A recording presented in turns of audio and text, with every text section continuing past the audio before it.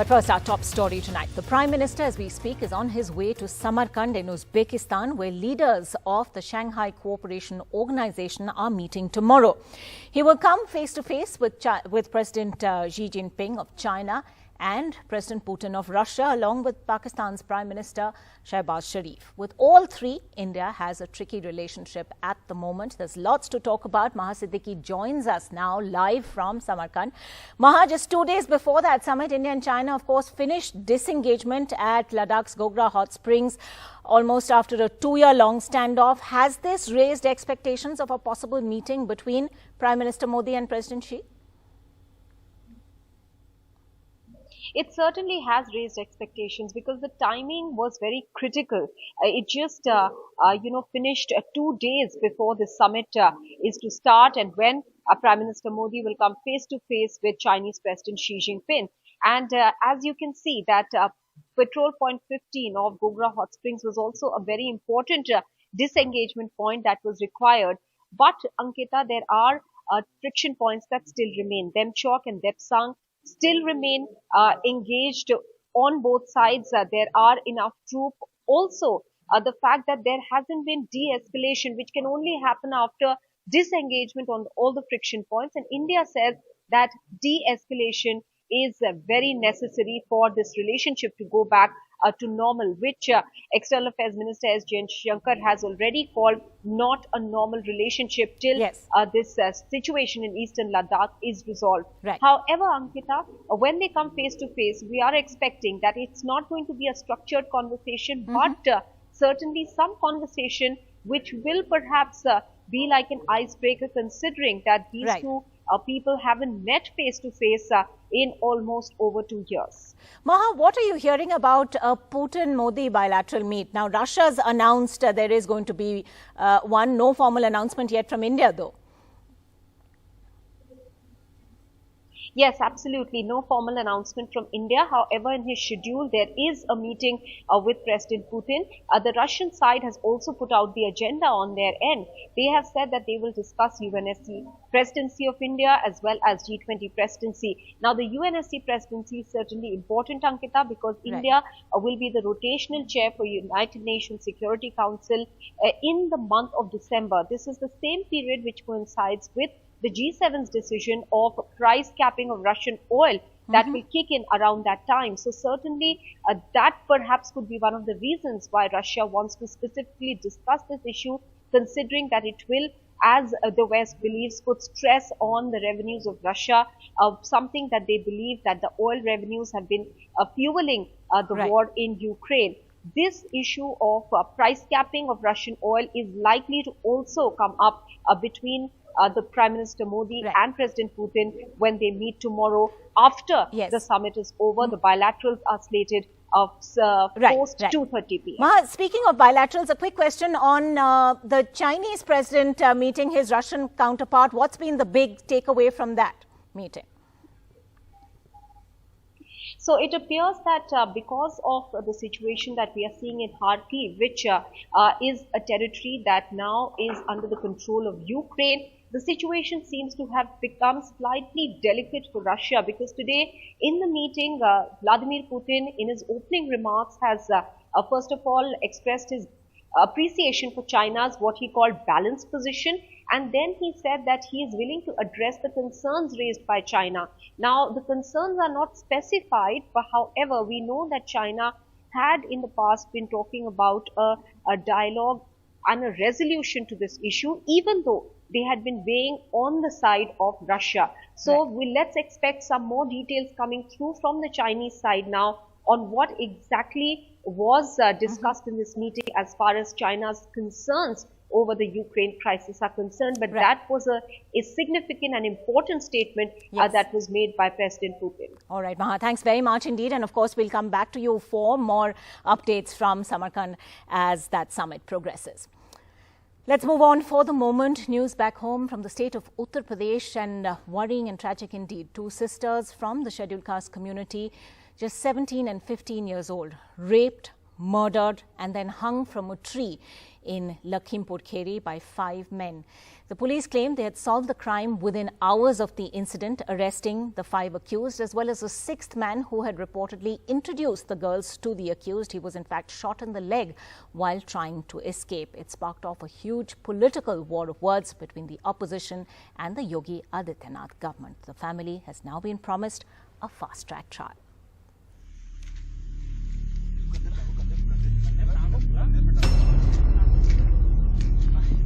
6 arrests by the UP police in just over 12 hours.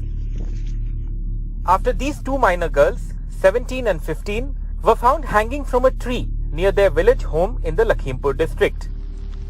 Their families alleged the girls, sisters and from the SC community had been abducted, raped and murdered. In a statement, the police said the names of the accused are Suhail, Junaid, Hafizul Rahman, Karimuddin and Arif. A 6th man, Chotu, a neighbor of the girls who allegedly introduced them to these men, has also been arrested. Yesterday, the girls were taken to a sugarcane field and raped and strangled by Suhail and Junaid, the police said, adding that the others helped the two get rid of the evidence by staging the hanging to make the deaths appear like a suicide. The police say the post-mortem reports of the victims corroborate their theory that the girls were first raped, then strangled and then hung from a tree. But the family of the victims contradicted some of the police's claims. The police claimed the girls went willingly with the accused on their bikes, but the family said they were abducted by the accused. The police claimed the girls and at least 4 accused were friends. The family said they were unaware of the friendship. We have tried with utmost sensitivity and family has no issues with us whatsoever. तो हमारी इच्छा यही है कि इस पे और भी गहराई से छानबीन होनी चाहिए. हो सकता है इसमें और भी लोग हों या दूसरे भी लोग इन्वॉल्व हों जिनका नाम ना लिया जा रहा हो. 3 लोगों को इनकी जो है हमारी बुआ जी जो हैं, इनकी पत्नी जो हैं, वो पहचानती हैं.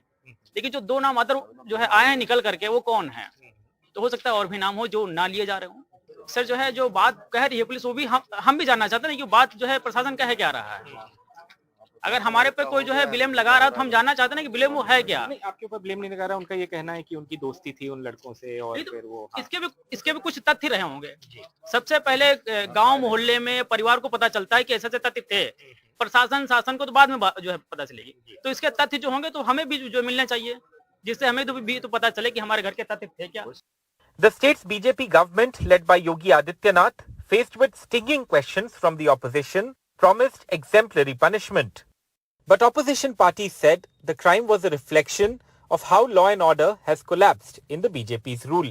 बहुत ही विभत्स घटना है. पुलिस क्या कर रही थी, प्रशासन क्या कर रहा था, क्या लॉ एंड ऑर्डर है. देखिए ऊपर से वही लखीमपुर है जहां पहले किसानों पे गाड़ी चढ़ा दी जाती है. आज उसी लखीमपुर में 2 बच्चियों की किडनैपिंग हुई, हत्या हुई, रेप के भी चांसेस बता रहे हैं. जिस तरह की कार्रवाई हमेशा से रेप केसेस में उत्तर प्रदेश की सरकार करती रही है, हम लोगों को शंका है कि सही मायने से उनको न्याय मिलेगा कि नहीं. इस प्रकरण में पूरी तरह से सरकार इन पर ऐसी कार्रवाई कठोर करेगी कि आने वाली पीढ़ियां की रूह भी कांपेगी इन अभियुक्तों की. और पूरी तरह से सरकार पीड़ित परिवार के साथ है. हर स्थिति में उनको न्याय मिलेगा. पूरे प्रकरण को हम फास्ट ट्रैक कोर्ट में ले जाएंगे और शीघ्र से शीघ्र सजा दिलाएंगे. विपक्ष को आप जानते हैं कि जब उनकी सरकार थी तो उस समय की घटनाओं को उन्हें याद करना चाहिए. हमारी सरकार ऐसी सभी घटनाओं को गंभीरता से लेती है.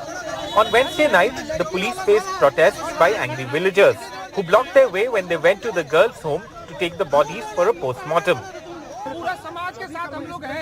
आप पूरा समाज अगर चाहेंगे उठ के चलना, हम लोग लेके जाएंगे. मेरी जिम्मेदारी है. जिस गाड़ी में जाएंगे मेरी जिम्मेदारी है. जब तक नहीं कहेंगे हम लोग हाथ नहीं लगाएंगे. In this video, Lakhimpur Police Chief Sanjeev Suman is heard asking protesters to stop blocking a road. आप भी पब्लिक है मेरे लिए. जितने लोग चल रही है रोड पे वो भी पब्लिक है मेरे लिए. मैं इसके लिए पूरी व्यवस्था नहीं खराब कर दूंगा. The Lakhimpur case has brought back horrifying memories of a 2014 incident in western Uttar Pradesh's Badaयूं, where the bodies of 2 cousin sisters were found hanging from a tree. In Lakhimpur, with Pratik Shrivastava, Rajesh Gupta and Vineet Kumar, this is Alok Pandey, NDTV.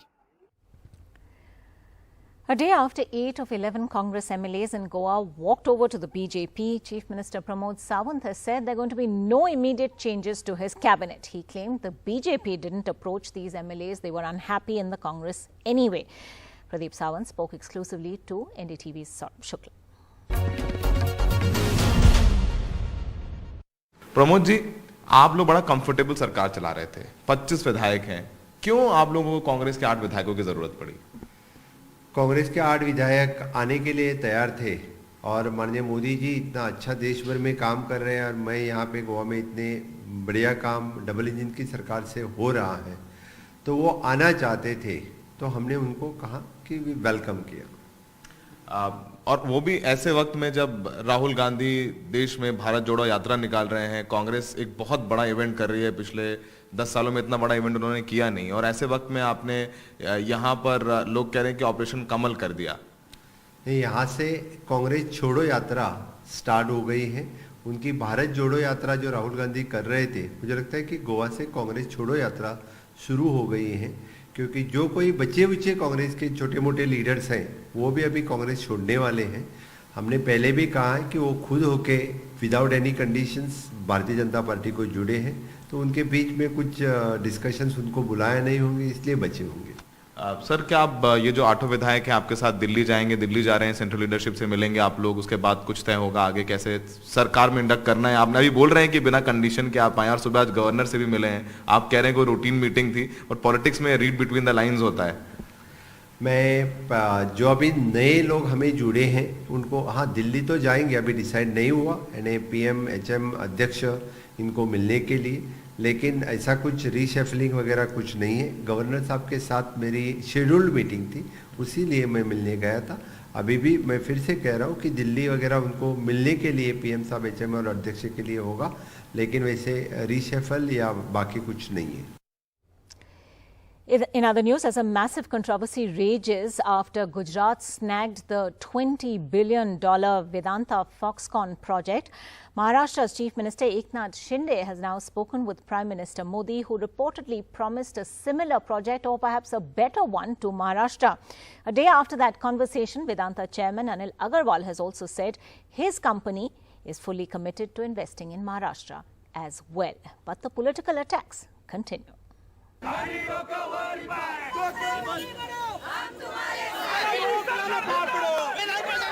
The Shiv Sena's Uddhav faction and the NCP targeting Chief Minister Eknath Shinde and Deputy Chief Minister Devendra Fadnavis for allowing the Vedanta-Foxconn project, originally planned in Maharashtra, to be shifted to coal-bound Gujarat. As the Shinde-Fadnavis-led government scrambled to respond to the opposition's charge that they have let a golden opportunity slip for Maharashtra.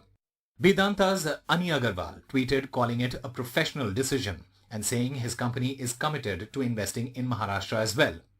Maharashtra Deputy Chief Minister Devendra Fadnavis was quick to thank the company for announcing a Vedanta-Foxconn affiliate project in the state. The Foxconn project, floated during the Fadnavis regime, was facilitated by the Uddhav Thackeray government, with ministers Subhash Desai and Aditya Thackeray holding meetings to bring the semiconductor project to Maharashtra. Now it's Aditya Thackeray and the erstwhile Maharashtra Vikas Aghadi government which is leading the charge. Huge disappointment, frustration, anger. Clearly because over 3 lakh young dynamic students on merit would have got jobs and opportunities, and they are going to be deprived of it. All political parties should get together and fight this with the central government. हमारी सरकार जो है वो गुजरात के लिए काम कर रहा है. Reports say Shinde has spoken to Prime Minister Narendra Modi and has been assured that soon such big projects that will increase employment will be given to Maharashtra. In Mumbai with Abhishek Sharma, Usama Shah for NDTV. Farmers across India have been watching with horror as their cattle collapse across fields infected with the deadly lumpy skin disease. Now, Rajasthan is the worst affected, where since July over 50,000 cattle have died. But neighbouring Maharashtra is very worried as well. Now, a race to vaccinate cattle in Ahmednagar before the sugarcane production season begins, and that's because sugarcane is largely transported by cattle. Sohit Mishra gets us this ground report. In this government school of Gundegaon area in Ahmednagar, children are being informed about the lumpy virus. Along with this, now a competition has been organized by the school. The student with the cleanest cowshed in their homes will be awarded with 101 rupees. Similar awareness programs are being held by the administration in several villages of Ahmednagar district. Corona जैसा था वैसा lumpy का disease बढ़ रहा है. लोगों में कुछ गैर समझते हैं कि लंपी क्या है क्या नहीं. इसलिए हम ग्राम पंचायत की तरफ से हर जगह बोर्ड लगा रहे हैं लंपी स्किन डिसीज के बारे में. Vaccination has been going on in the villages that are within the radius of 5 kilometers from the epicenter. However, farmers are demanding that their cattle should be vaccinated. The demand for vaccines are too many and the vaccines too few. Vaccination की demand ज्यादा है और जो vaccination मिल रहा है वो कम मिल रहा है. ज्यादा मांगा था लेकिन 20,000 वैक्सीनेशन हमको मिला है. तो इससे अभी 2-3 दिन के अंदर ही उतना खत्म हो गया है. या 8 एपिसेंटरच्या 5 किलोमीटर क्षेत्रामध्ये जवळपास 44 गावं येतात आणि त्यानुसार आपल्याला जवळपास 55 ते 60 हजार आपल्याला लसीची आवश्यकता आहे आणि आतापर्यंत आपल्याला जवळपास 24,000 लस मिळालेली आहे. In several places, farmers themselves are buying vaccines for their cattle despite no cases in their area. इकडे कुठे काही झालेलं नाहीये पण आमच्या डॉक्टरांनी सांगितलं त्यामुळे आम्ही लस घेऊन राहिलो. ये जो वैक्सीन है पहले लोगों को मालूम नहीं था. पहले कुछ भी मालूम नहीं था. पहले कुछ भी सेल नहीं होता था. अभी उस डेली के 300-400 वाइल आ रहे हैं और पूरा खत्म हो रहा है. मतलब डेली अवेलेबिलिटी हो रहा है उसका. और एक वाइल में मतलब 100 ml का डोज है. एक वाइल में 100 एनिमल होते हैं उसमें. Sugar factories in Maharashtra will open in the month of October, where sugarcane is being transported through these cattle. That's why the farmers want their cattle to be vaccinated before the opening of these factories so that this disease does not affect their pockets as well. In Ahmednagar with Sagar Dusal and camera person Rajendra Dayalkar, Sohit Mishra, NDTV. And finally, the plane that is travelling to Namibia to bring 8 cheetahs back has a tiger intricately painted on its front. That was shared by the High Commission of India in Namibia today. Well, Prime Minister Modi is all set to release these cheetahs in the Kuno National Park in Madhya Pradesh on his birthday, the 17th of September. The Cheetah jumbo jet, all decked up to bring its VVIP immigrants from Namibia to India. 5 female and 3 male cheetahs. The aircraft has been modified to allow cages to be secured in the main cabin, but will still allow vets to have full access to the cats during the flight. And it's ultra long range so it can fly to India without a stop. Vets are worried about the cheetah's stress levels. It's a lot better to have a smaller cage than a bigger one, or like crate, and that's purely because it doesn't give them space to try run against the side to get out. But the stress level is the biggest thing. So after they've been woken up, they usually use a long-lasting anesthetic, which just comes out of the system quite slowly, opposed to other opioids which you can reverse, and then they'll be completely awake and very stressed. The aircraft will take off from Namibia's capital, Windhoek, travelling overnight and reaching Jaipur on the morning of Saturday, September 17th. They will then be flown to their new home, Kuno National Park in Madhya Pradesh in Air Force helicopters. And this will be their new home. The high-profile visitors will land in 5 helipads constructed 18 kilometers into the park. A 10-feet high platform has been put up for Prime Minister Modi, Madhya Pradesh Chief Minister Shehbaz Singh Chauhan and Union Environment Minister Bhupendra Yadav. The cheetahs will be in a 6-foot cage below this platform. At 12:05 p.m, the Prime Minister on his birthday will turn a lever open to the sliding gates of the cage and release the cheetahs. In the first month, the cheetahs will be quarantined in a 50-meter by 30-meter enclosure. The cheetahs will land around 200 meters from this enclosure. When the isolation is over, they will be moved to a larger enclosure. India can expect more to arrive. Namibia is making 8 animals available for reintroduction in India, and South Africa is making 12 animals available. But for a genetically viable population in India in the long term, you need at least 500 individuals. So we're going to send every year we'll send 8 to 12 animals to top them up, to increase their numbers, to bring in new genetics until they have a viable population.